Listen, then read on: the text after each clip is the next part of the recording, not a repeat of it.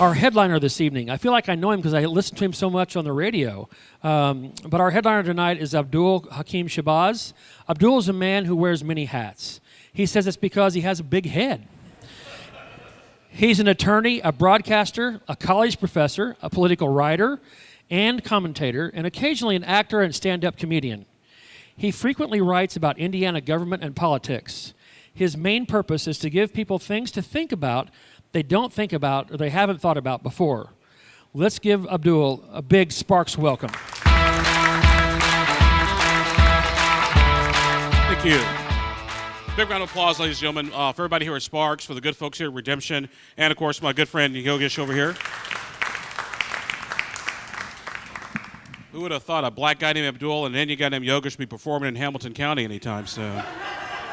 That, ladies and gentlemen, is why America is so friggin' awesome and great. Thank you. I apologize if I seem just a little disconjointed while I'm up here chatting with you this evening. I had to play lawyer today down in Johnson County. So whenever I play lawyer, I'm always sort of in a certain mindset. It takes a while to get off. And it was weird because driving back, there was an accident on I-65. And so naturally people would think, well, the lawyer's first instinct is to pull over and help people. But so I could get up here, I just took out my magnetic business cards and threw it against the side. So that way, hey, I don't believe in chasing ambulances, all right? Thank you. But you're not here for lawyer stuff. You're here for this, American culture. What is it?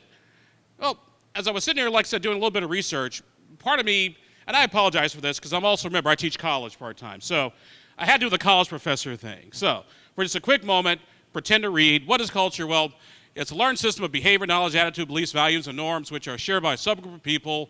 It contains material, social belief, as blah, blah, blah, blather, blather, blather.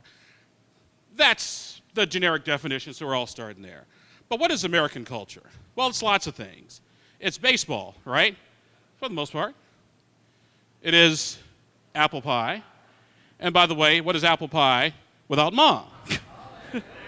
My lovely mother. So yours may look a little bit different, but it's, hey, it's everybody's mom. It's mom, baseball, and apple pie. But where it gets just a little tricky with us, ladies and gentlemen, particularly in today's society where everybody just gets so worked up and so hypersensitive over every little thing and outrage that shows up, we forget what our motto is. And the American motto, which has been, on our money forever, is E pluribus unum. You guys also get to learn Latin today. Congratulations. So, what the heck does that mean? Well, out of the many, one. And even though we all have different backgrounds, we come from different places, we grew up in different life experiences. Some of us have been here, since 1602. Some of us got here at 1602 this afternoon. That's military time for 402. What brings us together will always be greater with American culture than what pulls us apart. Now, part of the challenge is Americans, we don't take to change very well. Believe it or not, we really don't. It takes a really long time for us to change. When we do, it is big and it is massive. 50 years ago, this is your American family. Kind of a sort of a TV Land, Ozzy-esque and Harriet sort of thing. The average family has 2.5 children or whatever. And if you go to the state fair this summer, you'll definitely see the 0.5 in some places.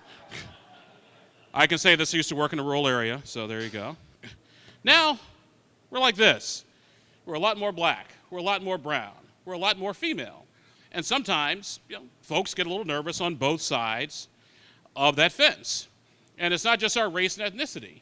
It's also our culture.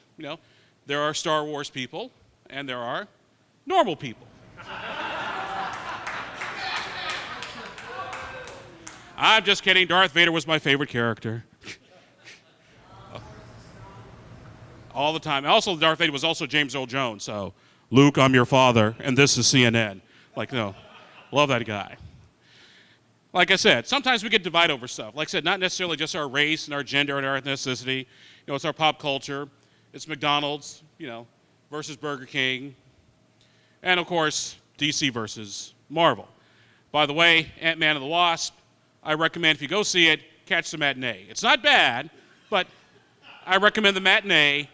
Han Solo, it was okay. As long as you don't have, really high expectations, you'll be fine. You know? Which is kind of like American culture. Now, as long as you don't get too worked up, everything is good. Because the problem, folks, is people think we're a melting pot. You know, people think we all come here, we all have our different backgrounds, and whatever we were before, or whatever we are, we lose all that, and it becomes like this hybrid goulash stew thing. I've never believed that America and our culture were a melting pot. I've always believed we're more of a giant tossed salad. Get your minds out of the gutter. Thank you. Because I knew it was the first thing that some of you guys were going to start thinking. Now, why are we a salad and not a melting pot? Well, like I said, when you melt things together, it all loses individuality. It all becomes sort of this big, giant, bland, whatever this thing is that your grandmother's going to force you to eat, and you just want to get through dinner and leave. Salad, on the other hand, lots of different things, you know, lots of different vegetables, lots of different meats, lots of different whatever, but each one of those individual pieces of that salad adds to the total flavor of the whole thing. So, and that's what I like to remind people, you know, as we go forward. Because think about it, folks, you know, America's changing. I mean, that's just a fact of life. Today, you know, that's sort of our racial breakdown. 72% white, 16% Latino, you know, 12% African American, 5% Asian, you know, 1% Native American, and 3% other. That's about to change. Why is that about to change? Because in about 2045, America will be a majority-minority country, which means by 2045, and actually, by some guesstimates, it's happening a little bit faster and a little bit quicker, that by 2045, you know, the white population will be less than 50%. It'll be a lot more Hispanic, Black, Asian, multiracial, whatever. And because of that, once again, sometimes change doesn't sit well with folks on both sides of that particular fence.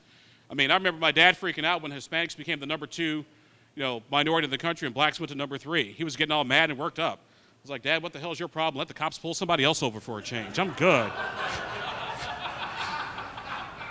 I'm cool. Jose, Maria, it is all yours. I'm going to the Columbia Club for dinner, dude. Yeah, but because of those types of changes, you know, we need to make, you know, occasionally some adjustments. And I think there are some things that we need to remember, you know, that really makes America an awesome place.